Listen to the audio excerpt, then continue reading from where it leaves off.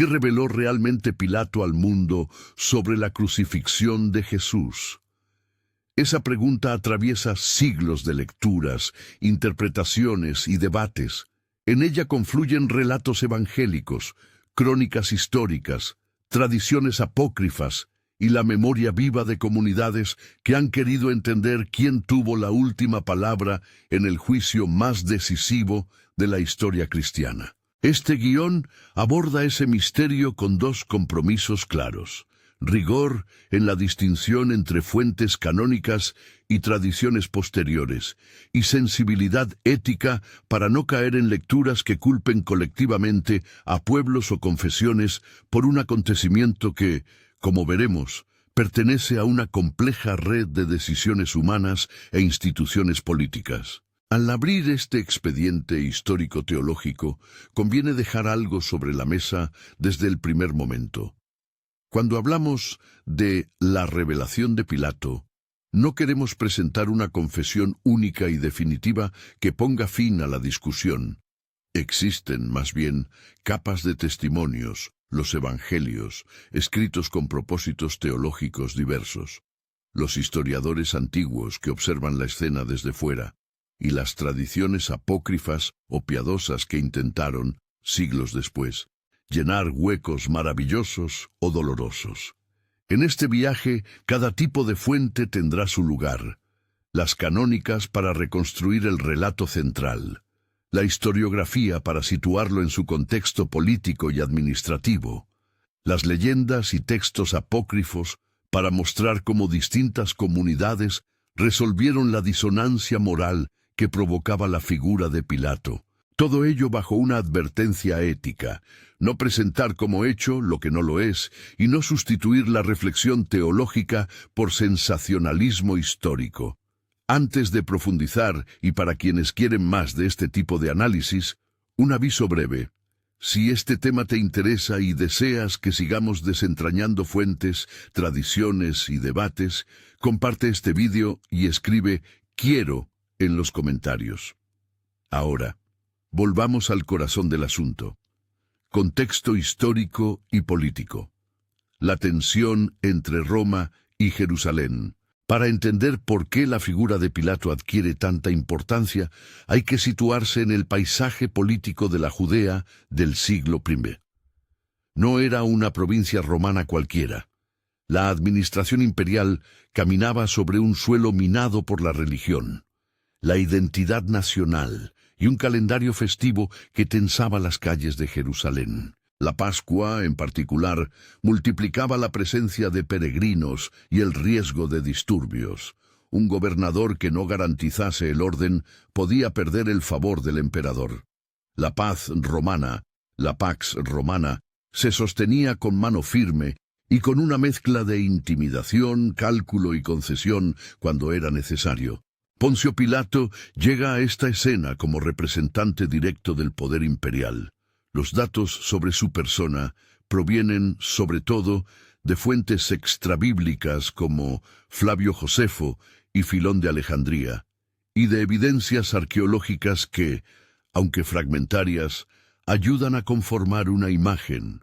Fue un hombre pragmático, dispuesto a usar la fuerza para mantener la disciplina, y distante frente a sensibilidades religiosas locales. Josephus narra incidentes que marcan su administración: colocación de estandartes con la efigie imperial frente a Jerusalén, decomisos de terrenos sagrados y la represión de tumultos con ejército.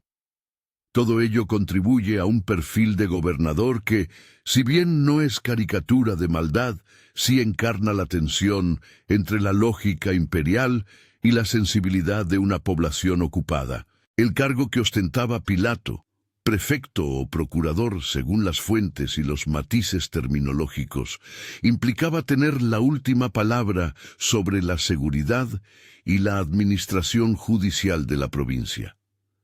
En materia de ejecución de penas capitales, la práctica romana era clara: mantener el control público y evitar que una revuelta local se desbordase. De ahí que, frente a acusaciones con aroma de sedición, este hombre se proclama rey, alienta a no pagar impuestos, las autoridades romanas reaccionaran con particular severidad. No se trataba solo de un crimen abstracto. La posibilidad de un levantamiento durante la festividad de la Pascua podía derivar en un baño de sangre que comprometiera el orden provincial y, por extensión, la carrera de quien estuviera al mando. Frente a ese poder imperial, la comunidad judía de Jerusalén presentaba su propia compleja estructura. El Sanedrín, esa asamblea de ancianos, sumos sacerdotes y notables, era la instancia religiosa máxima y ejercía una influencia decisiva en la regulación interna del culto y la vida comunitaria. Sin embargo, su capacidad jurisdiccional frente a sanciones capitales no estaba, al menos según ciertos estudios, exenta de límites. Y en cualquier caso, la intervención romana era imprescindible para consumar ejecuciones con plena validez política. Además del Sanedrín, existían grupos y tensiones internas, fariseos y saduceos, sacerdotes acomodados y líderes populares, junto a corrientes más radicales, los celotes, que defendían la resistencia abierta contra la dominación extranjera.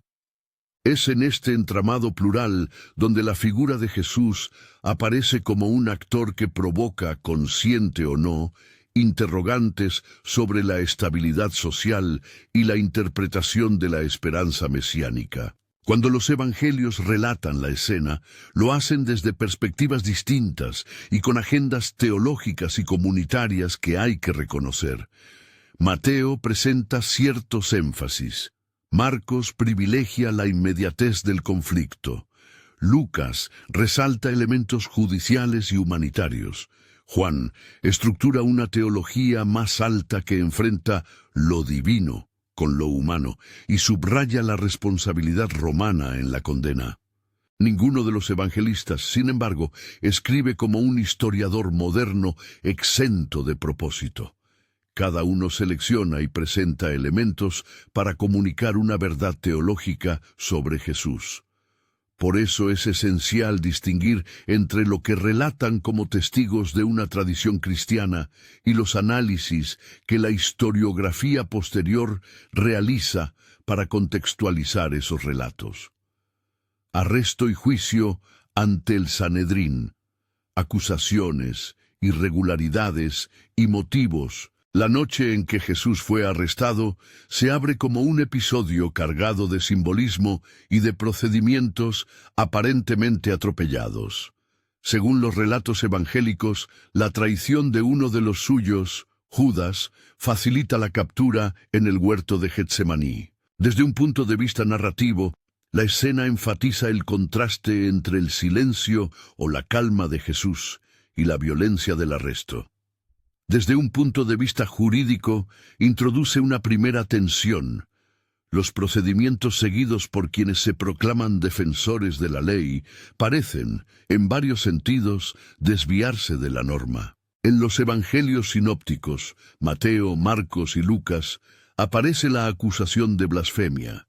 En la lógica del Sanedrín, proclamar ser hijo de Dios o aceptar títulos mesiánicos puede configurarse como una transgresión religiosa grave, precisamente porque toca la identidad y la gloria de Dios tal como la concibe la comunidad. Blasfemia, en ese contexto, no es tanto un delito de expresión irreverente como una afirmación que altera el orden religioso comunitario. Sin embargo, la pena máxima por blasfemia en el marco del derecho judío suscita preguntas sobre la legalidad del proceso. Según algunas interpretaciones rabínicas posteriores, ciertos procedimientos estaban prohibidos por la noche. Declarar a alguien culpable sin posibilidad de defensa resultaba irregular, y crucialmente, la ejecución dependía de la autorización, o al menos, de la tolerancia romana. Aquí aparece una nota clave para entender la transición. La acusación que tiene eficacia política frente a Roma no es la blasfemia, sino la sedición. La frase, mejor dicho, sedición, ayuda a comprender por qué el traslado a Pilato fue inevitable para los líderes que querían una solución definitiva. Si Jesús era presentado ante Roma como un agitador, un pretendiente al trono o un líder que incitaba a la rebelión, la maquinaria imperial podía actuar con rapidez y contundencia. De manera estratégica, los líderes judíos que buscaban la condena tenían interés en traducir la acusación religiosa en un delito político que habilitara la intervención romana. Los relatos de testimonios falsos que aparecen en los evangelios indican, además, que hubo una búsqueda evidente de cargos capitales, testigos que no se ponen de acuerdo, declaraciones contradictorias y un interés en construir una narrativa acusatoria que exponga a Jesús ante la autoridad competente. A este respecto, la literatura evangélica sugiere manipulación y urgencia. La lectura histórica plantea la posibilidad de motivaciones mixtas, miedo a una pérdida de control, rivalidades internas y la convicción de que la libertad del pueblo pasaba por eliminar a quien se percibía como fuente de peligro. Un elemento teológico atraviesa esta escena y merece atención. El silencio de Jesús ante las acusaciones remite a pasajes proféticos, como el siervo sufriente de Isaías 53, que el cristianismo primitivo interpretó como prefiguración del Mesías.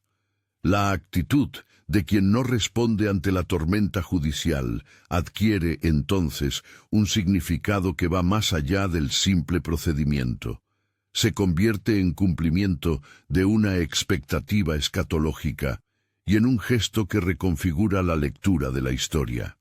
Empero, desde la perspectiva estrictamente histórica, ese silencio puede entenderse también como una estrategia retórica o como la manifestación de una figura que tiene en sus manos otras prioridades. No deja de ser relevante cómo cada evangelista usa ese silencio para tejer su argumento teológico. En este escenario, el Sanedrín actúa con la convicción de haber hecho lo que debía, pero no resuelve por sí solo la cuestión capital. La limitación de su autoridad ante Roma obliga a un traslado inevitable. Jesús es conducido ante Pilato, y allí la acusación cambia de registro. No se trata ya de lo sagrado herido. Ahora la pregunta que debe atender el representante imperial es política y administrativa.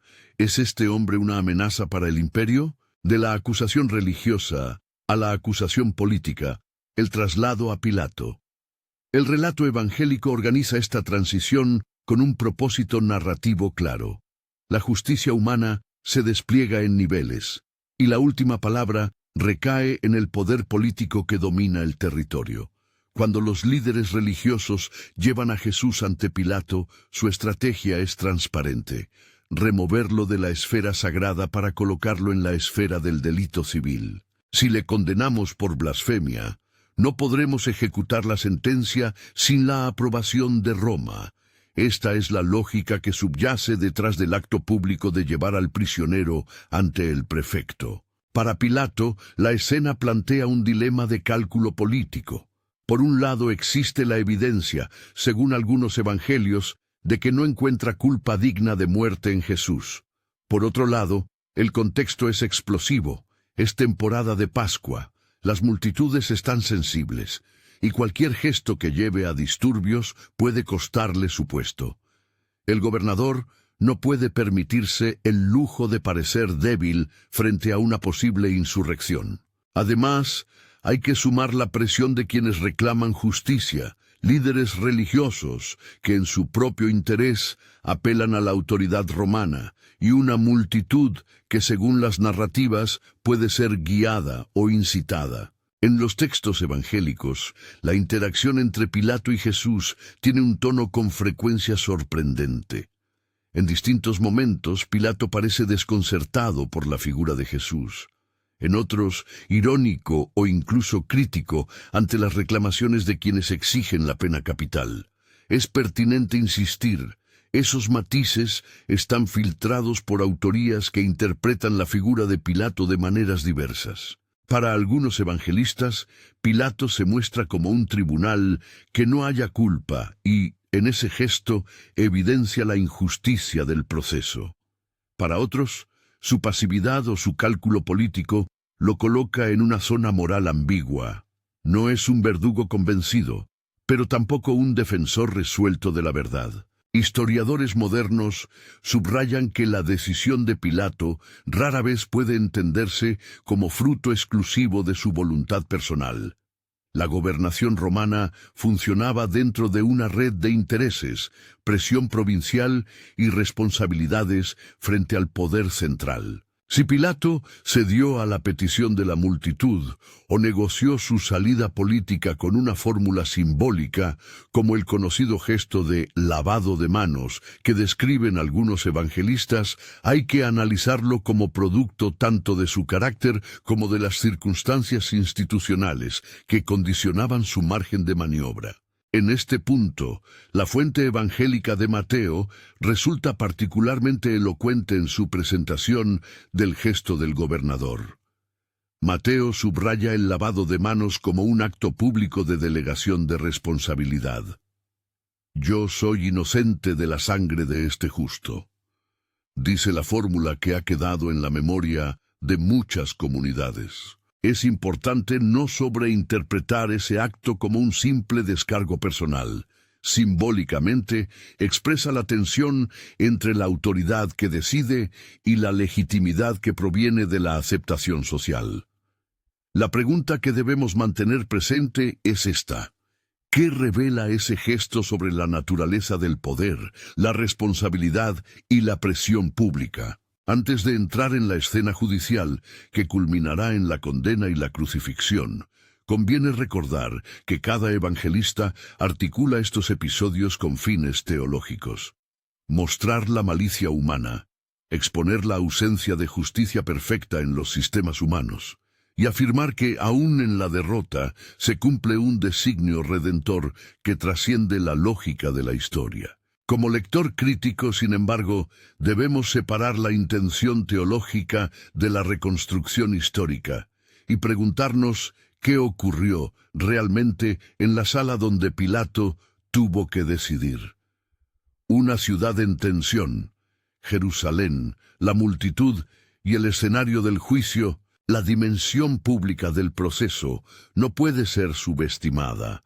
Los evangelios coinciden en mostrar a una multitud reunida, a la que se apela y se manipula. La calle se convierte en tribunal, la arquitectura política transforma una decisión judicial en un espectáculo con consecuencias duraderas. Aquí es donde la figura de Barrabás entra en juego como pieza de manipulación. Presentar una opción, liberar a un preso sedicioso o a un predicador pacífico, crea una presión que desdibuja la racionalidad judicial y convierte la decisión en un termómetro político del favor popular. Es fundamental señalar que los relatos que describen la movilización popular deben leerse con cautela histórica. La composición social de esa multitud, sus motivaciones reales y la manera en que fue guiada por líderes locales son temas sobre los que los evangelios no ofrecen una sociología detallada. Algunos historiadores proponen que no hubo una multitud homogénea, sino sectores enfrentados, partidarios del orden, elementos sediciosos, miembros del templo con sus propios intereses. La tensión que explotó se alimentó de factores económicos, religiosos y de prestigio, además de pasiones religiosas legítimas.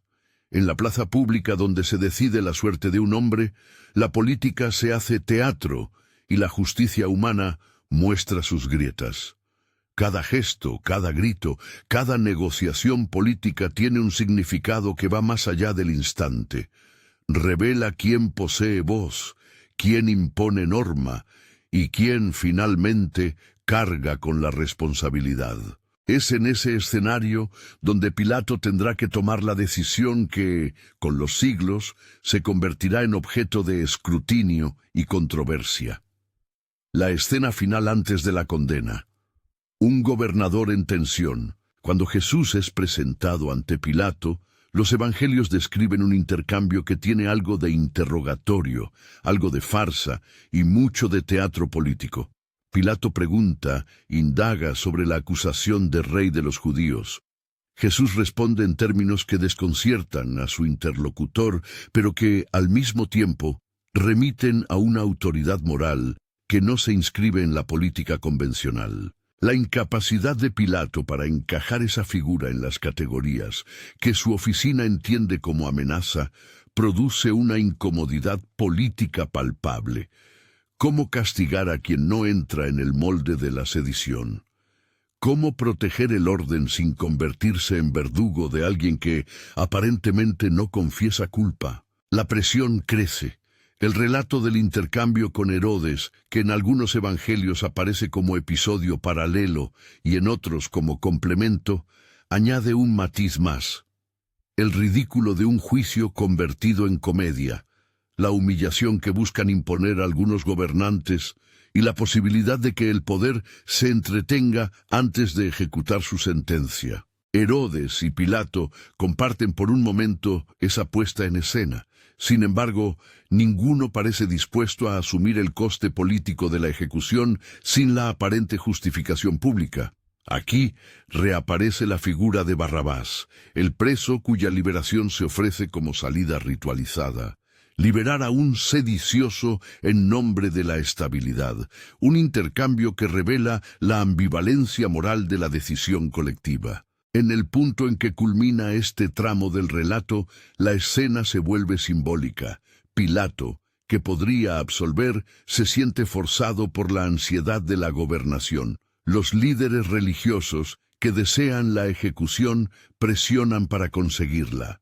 La multitud, dirigida o espontánea, clama, y la figura de Jesús permanece como eje silencioso que confronta con su dignidad la violencia de los procedimientos humanos. La pregunta que flota en el aire y que será central para nuestro análisis de la revelación de Pilato es simple y devastadora.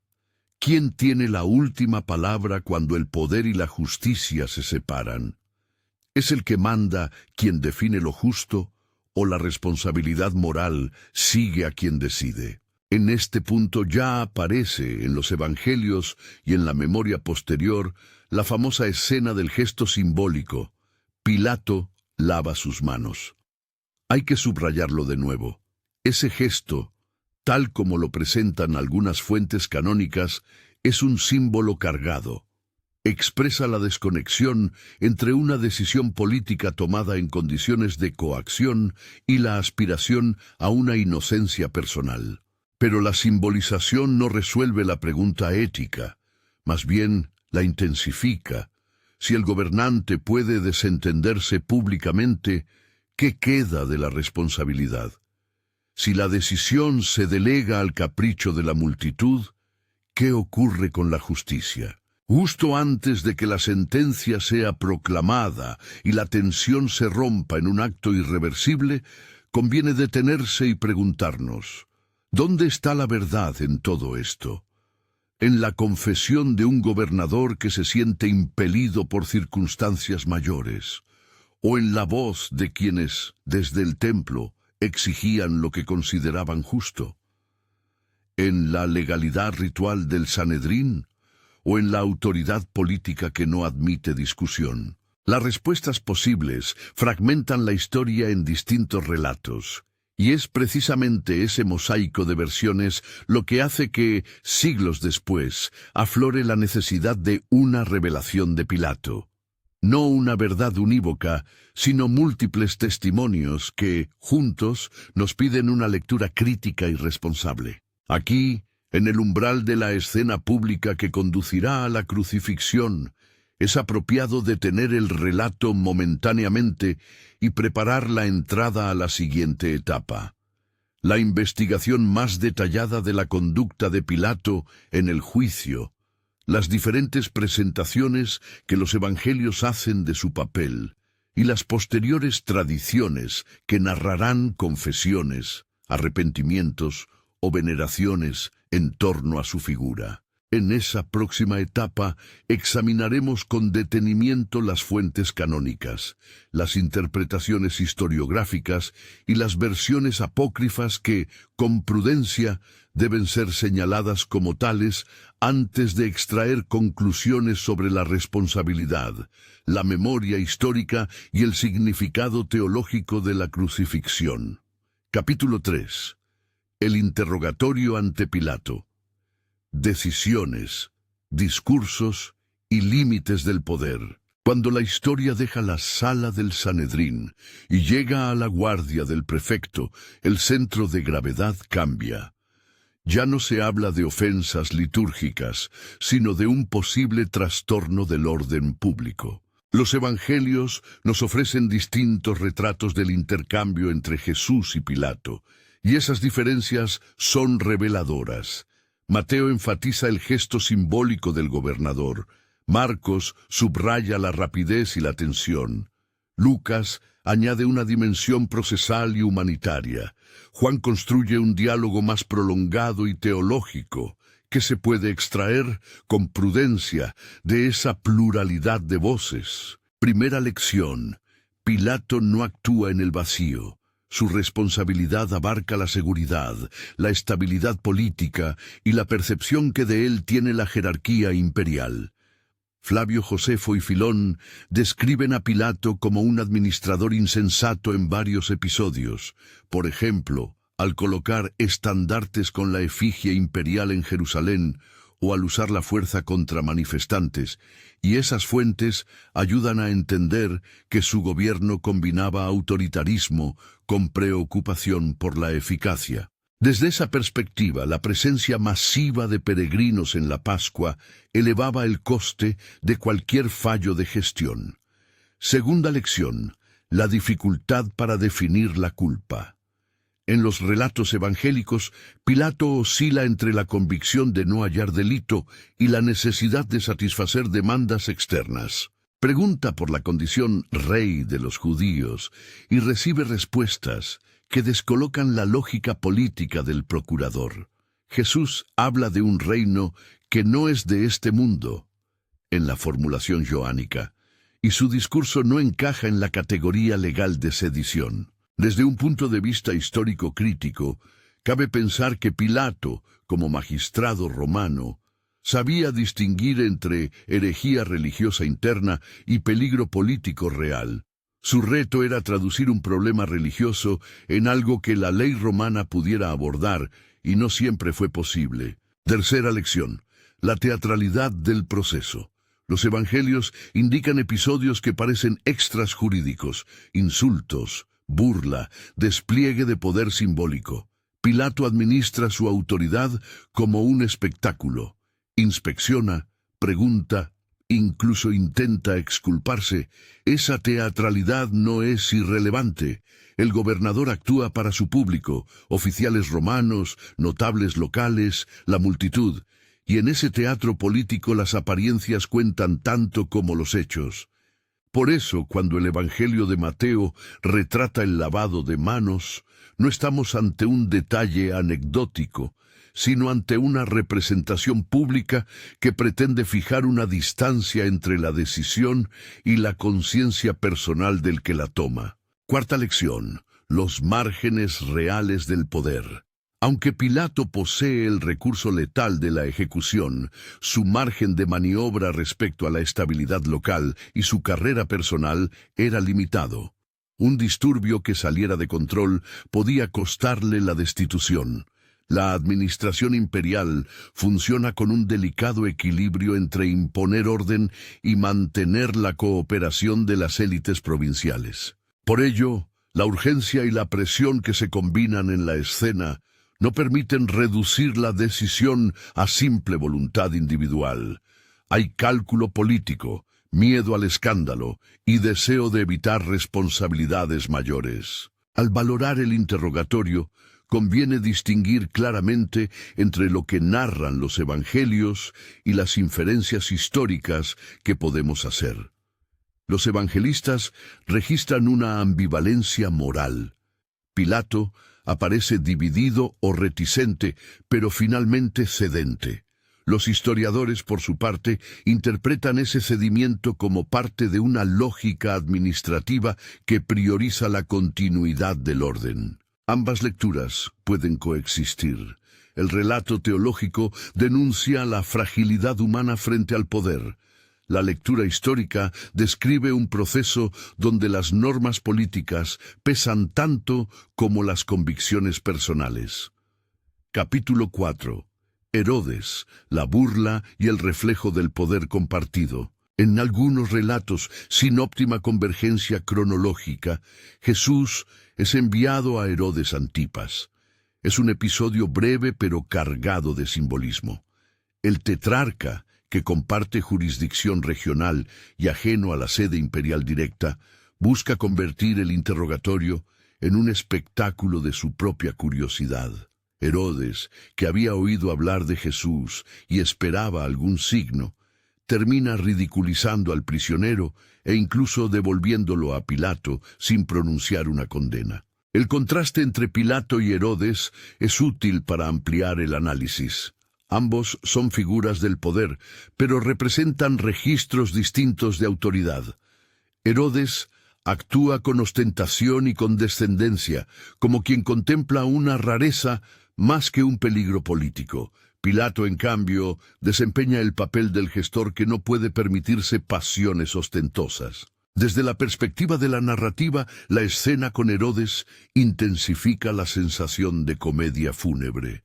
El juicio se convierte en una sucesión de farsas donde la seriedad de la justicia queda subordinada a los caprichos de quienes mandan. Historiográficamente, el pasaje sugiere otras lecturas.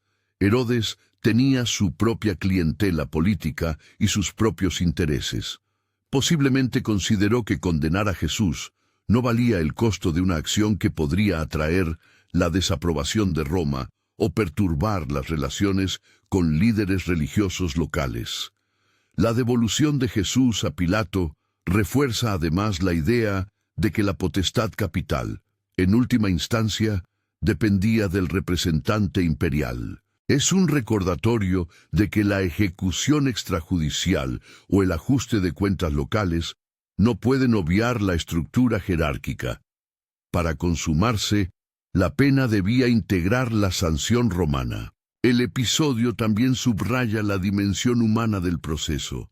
Detrás de las autoridades hay inseguridades, deseos de prestigio y a veces banalidades que desfiguran el ejercicio del poder. La suma de esas insuficiencias, la caza de culpables, la indiferencia performativa, la incapacidad de valentía moral, va trazando el paisaje donde la crucifixión se vuelve posible. Capítulo 5.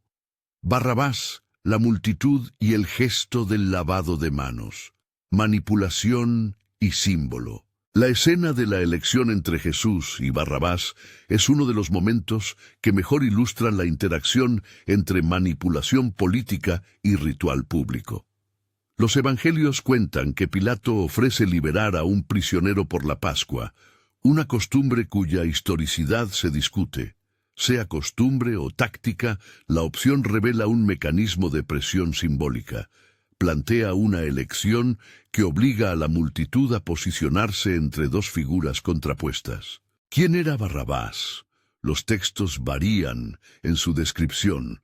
Se le llama preso y rebelde, y algunas traducciones lo asocian con la violencia política, un insurgente contra Roma, más que con delitos comunes. Un dato textual curioso ha obsesionado a estudiosos.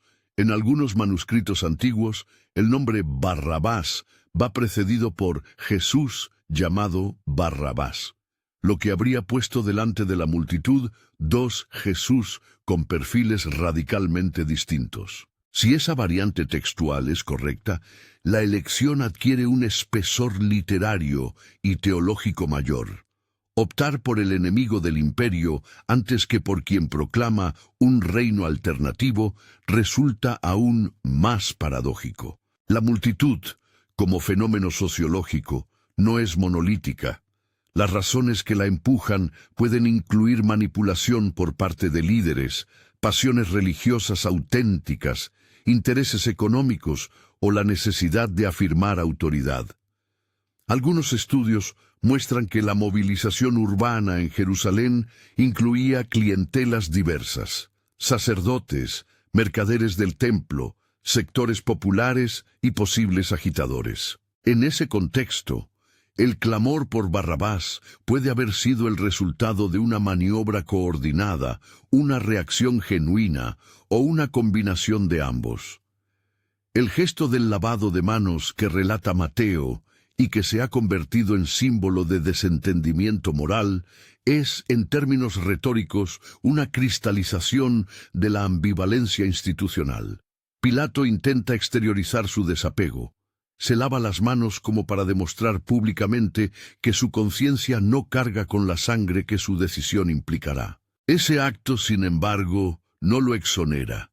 Al contrario, sirve de espejo para la reflexión ética sobre la responsabilidad formal versus la responsabilidad moral.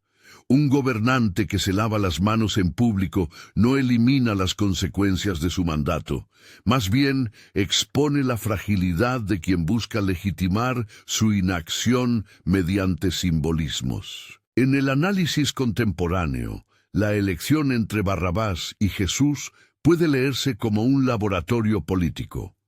Muestra cómo se construyen chivos expiatorios, cómo las élites manipulan la opinión pública y cómo las instituciones pueden abdicar de su responsabilidad ética por temor a las consecuencias prácticas. La lección es dolorosamente actual.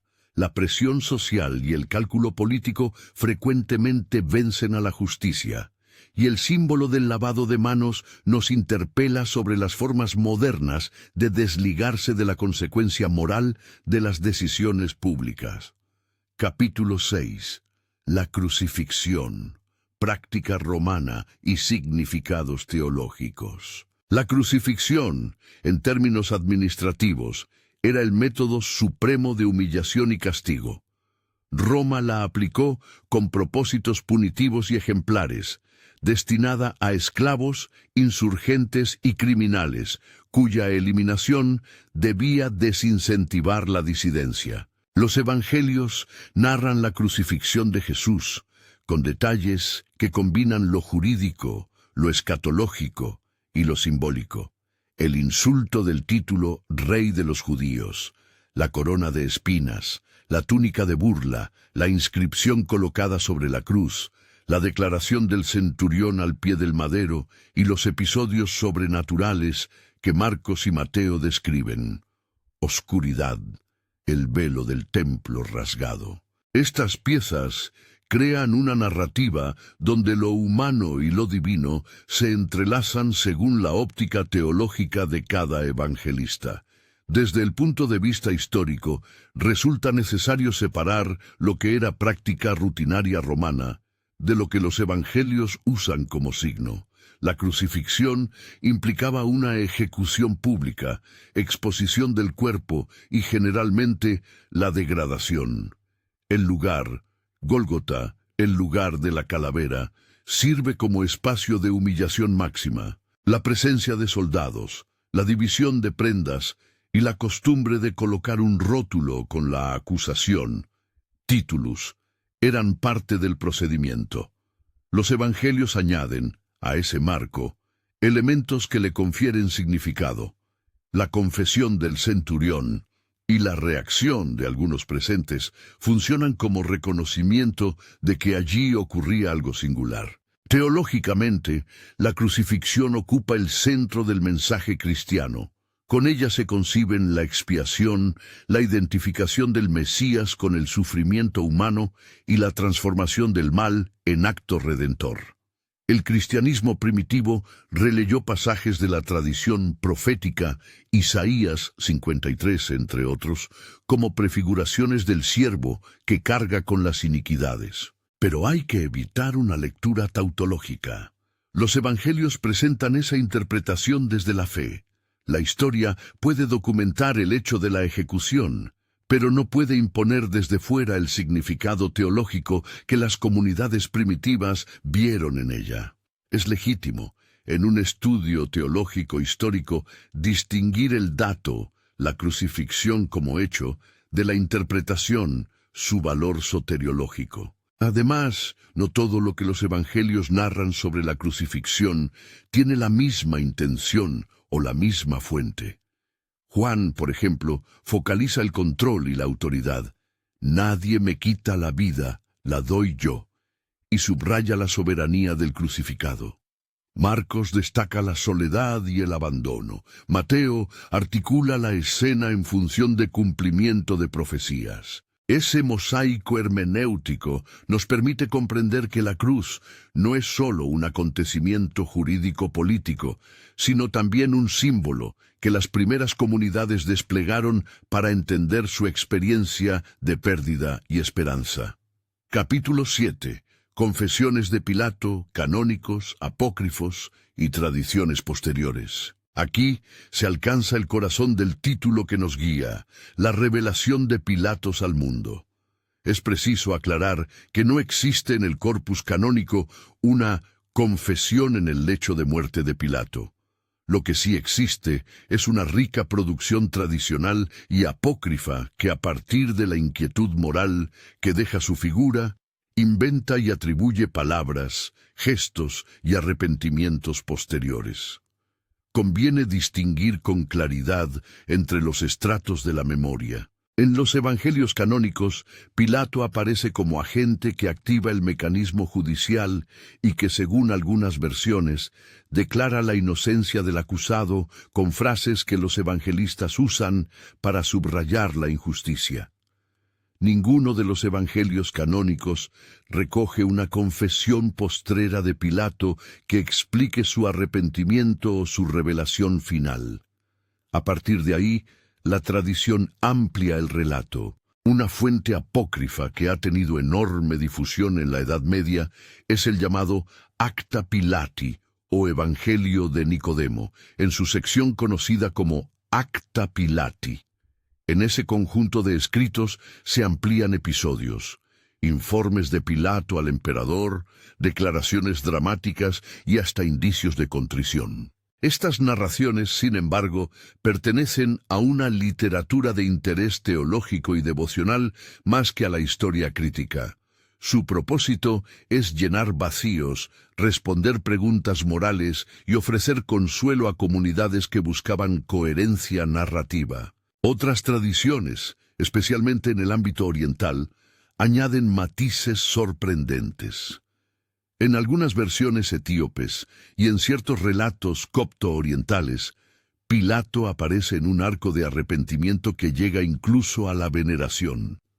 Existen relatos que relatan la conversión de Pilato y de su esposa, atribuyéndoles actos de penitencia y, en algunos casos, el reconocimiento por parte de comunidades cristianas locales. Debe subrayarse, con firmeza, que estas son tradiciones posteriores y que su estatus histórico es altamente discutible.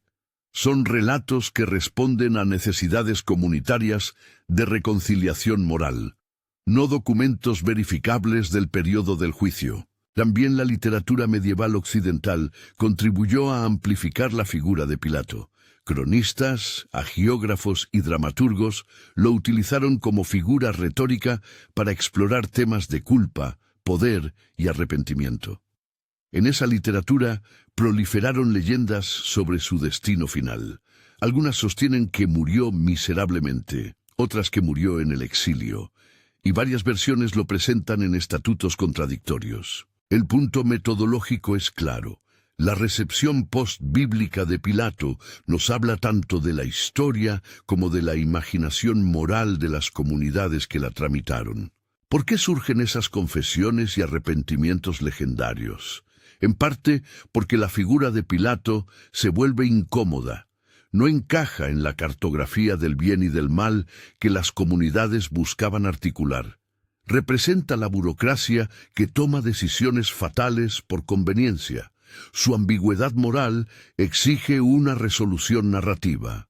Para lecturas posteriores, convertir a Pilato en penitente o en mártir de su propia indecisión permitía cerrar el circuito moral, Si el imperio mató, al menos el agente imperial mostró contrición. Desde la perspectiva de la memoria es comprensible. Desde la histórica hay que tratarlo como lo que es, reconstrucción apologética o devocional. Capítulo 8. Análisis crítico, responsabilidad, memoria y lecciones éticas. Llegados a este punto, conviene sintetizar sin simplificar. La crucifixión de Jesús no es imputable a una sola causa ni a un solo grupo. La decisión que condujo al ajusticiamiento es el resultado de un entramado de actores, líderes religiosos que percibían amenaza, autoridades romanas que temían el desorden, una multitud cuya composición y motivaciones son complejas, y agentes individuales como Judas, Pilato y los soldados, y de instituciones que priorizaron la estabilidad política sobre la justicia. Insistir en una única culpabilidad colectiva sería tanto históricamente impreciso como moralmente peligroso. La responsabilidad, en la trama que narran las fuentes, se distribuye. La memoria cristiana, por su parte, transformó la tragedia en significado. La cruz pasó de ser un instrumento de ejecución a convertirse en el signo central de la fe.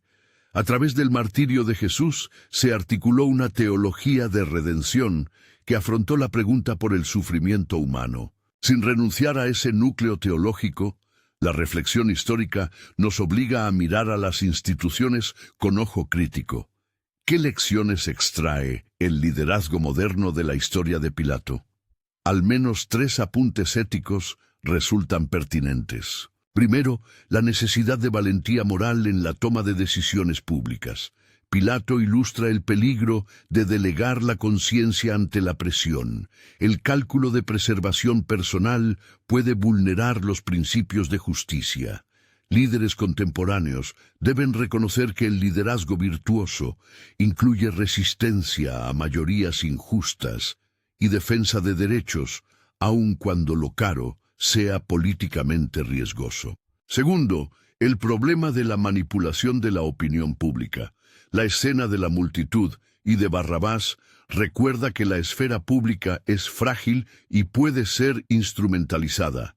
Las sociedades justas requieren medios de deliberación genuinos, instituciones de control y voces disidentes protegidas que impidan que la inmediatez del clamor anule procedimientos de justicia. Tercero, la importancia de memoria responsable. Las narrativas que siguieron al juicio, apócrifas o no, muestran que la memoria comunitaria puede servir tanto para sanar como para distorsionar.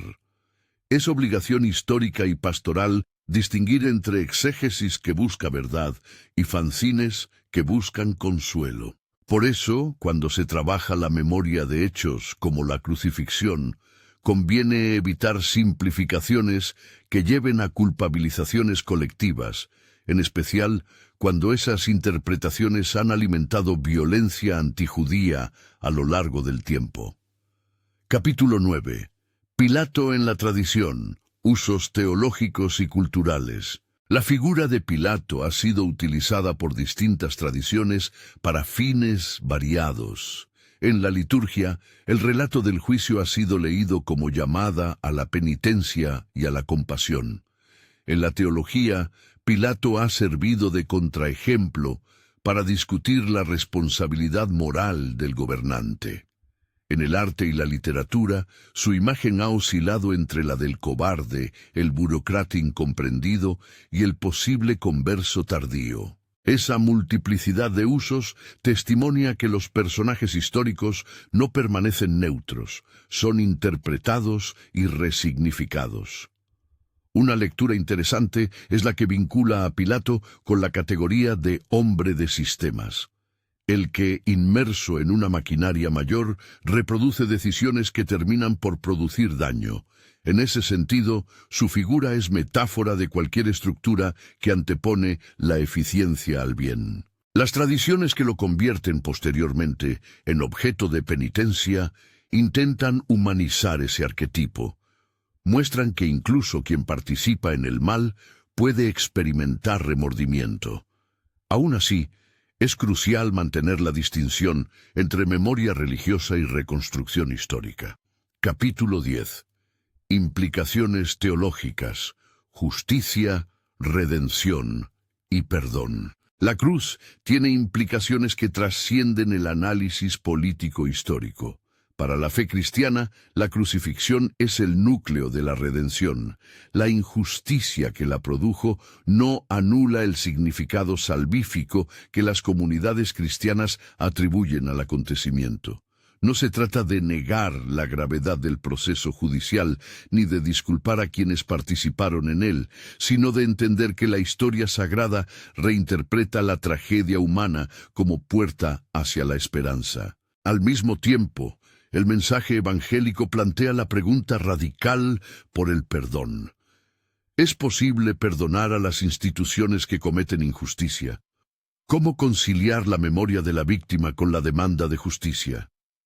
Aquí la tradición cristiana ha ofrecido respuestas variadas. Algunas enfatizan la necesidad de reparación y condena del abuso. Otras subrayan la posibilidad de reconciliación incluso para quien se arrepiente. En el terreno pastoral, esas tensiones deben abordarse con honestidad.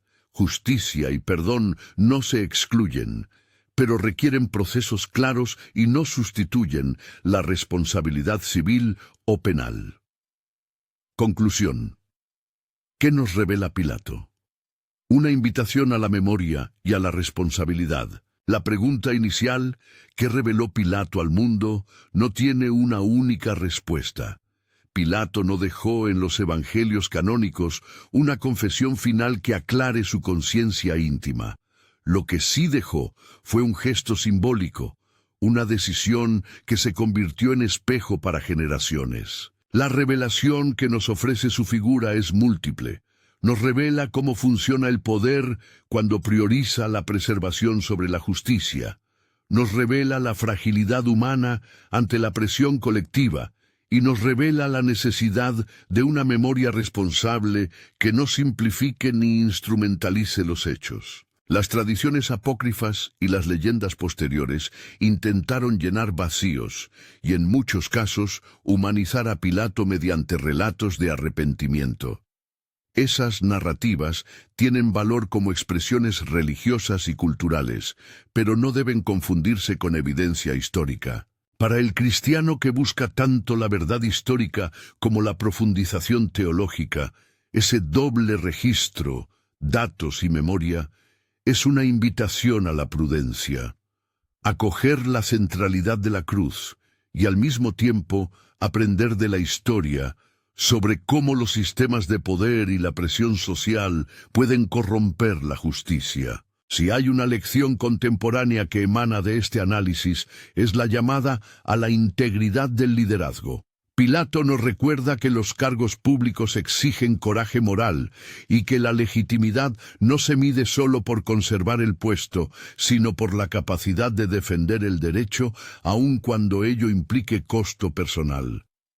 Nos recuerda también que las comunidades no deben sustituir la justicia por el espectáculo y que la memoria colectiva necesita herramientas críticas para no reproducir injusticias. Para quienes desean profundizar, recomiendo consultar estudios de historia romana y trabajos de historiadores del cristianismo primitivo que analizan la figura de Pilato con rigor.